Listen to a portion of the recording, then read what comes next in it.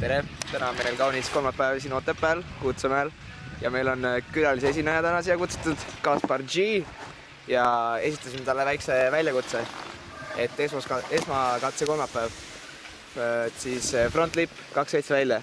Vaatame, kas ta on teisipäeva trikiõpet näinud. Davai, läheb.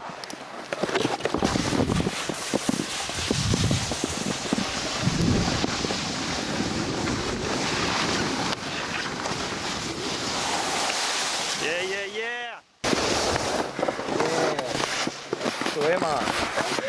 Kuna Kaspari tuleb nii hästi välja, siis teeme ühe triki veel talle, milleks on backside 3-6 ülemehest, kikerist. Ma lähen nukki peale.